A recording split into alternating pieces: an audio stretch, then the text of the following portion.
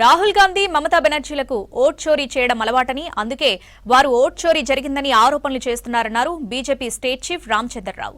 వాళ్ళు గెలిస్తే ఓట్ చోరీ జరగదు, ఓడిపోతే ఓట్ చోరీ జరిగినట్టా అని ప్రశ్నించారు. ఎన్నికల్లో ఫలితం ఎలా వచ్చినా ప్రజల తీర్పుని అంగీకరించాలన్నారు. కానీ ప్రజలను అవమానపరిచే మాటలు మాట్లాడడం సరికాదన్నారు.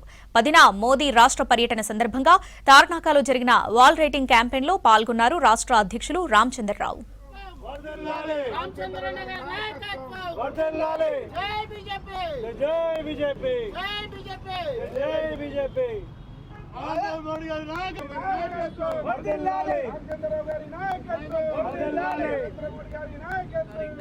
నరేంద్ర మోదీ గారు రాబోతున్నారు హైదరాబాద్కు, తెలంగాణకు మొట్టమొదటిసారిగా పార్లమెంట్ ఎన్నికల తర్వాత వస్తున్నారు కాబట్టి, మూడోసారి ప్రధానంగా వస్తున్నారు కాబట్టి 10వ తారీఖు నాడు ఈ యొక్క బహిరంగ సభ దీన్ని సఫలీకరణ చేయాలని చెప్పేసి కూడా యావత్ తెలంగాణ ప్రజల్ని కోరుతా ఉన్నాను.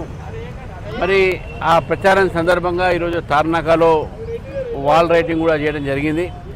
ఈ వాల్ రైటింగు ద్వారా, పోస్టర్ల ద్వారా, ఫ్లెక్సీల ద్వారా ఈరోజు ప్రచారం భారతీయ జనతా పార్టీ చేస్తూ ఉంది. కార్యకర్తలు వాల్ రైటింగ్ చేస్తూ ఉన్నారు. నేను కూడా ఈ వాల్ రైటింగ్లో పాల్గొనడం జరిగింది. ఎందుకంటే నరేంద్ర మోదీ గారు దేశానికి ఈరోజు వారు చేసినటువంటి ఒక సేవలు కానీ, దేశానికి ఈరోజు ఒక ఆర్థికమైనటువంటి ఒక దిశ చూపెట్టినటువంటి వ్యక్తి. ప్రపంచం మొత్తం కూడా ఆర్థిక మాంద్యం ఉన్నప్పటికీ మన భారతదేశంలో మనం ప్రగతి వైపు పోతూ ఉన్నాం, అభివృద్ధి వైపు పోతూ ఉన్నాం. కాబట్టి ఈ సందర్భంగా వారికి పెద్ద ఎత్తున స్వాగతం పలకాలని చెప్పి తెలంగాణ ప్రజలని కోరుతూ, మరి వాల్ రైటింగ్లో ఈరోజు తెలంగాణ తార్నాకలో ఉన్నటువంటి ఒక మా కార్యకర్తలు, నాయకులు అందరూ కూడా దీనిలో పాల్గొనడం జరిగింది.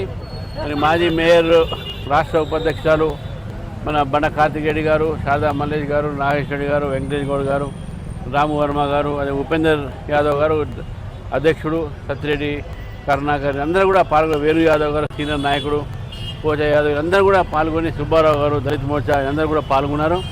ఈ యొక్క ప్రోగ్రామ్ సక్సెస్ చేసినందుకు నేను కార్యకర్తలందరూ కూడా అభినందన చెప్తాను. చోరీ చేసేటోళ్ళే చోరీ మాట్లాడతారు. వీళ్ళందరూ చోరీ అలవాటే మొన్న గెలిచారు. ఇప్పుడు చోరీ నడవట్లేదు వీళ్ళది. ఓడిపోతే ప్రజల వారి యొక్క తీర్పుని వాళ్ళు ఒప్పుకోవాలి. ప్రజనే అవమానపరిచేటువంటి మాటలు మాట్లాడితే ప్రజా తీర్పు ప్రజాస్వామ్యంలో అది సర్వశ్వతమైనటువంటిది, సర్వోత్తమైనటువంటిది. దాన్ని కూడా అవమానపరిచేటటువంటి కాంగ్రెస్ పార్టీ వాళ్ళు గెలిస్తే ఏం మాట్లాడరు. 3 సార్లు మమతా గెలిచింది. మేము ఎప్పుడైనా అన్నామా? మీ ప్రజలు ఒక తీర్పుని వాడికి ఇచ్చినాం, వారికి రెస్పెక్ట్ చేసినాం. ఈరోజు వాళ్ళు ఎందుకు ఈ విధంగా మాట్లాడుతున్నారు?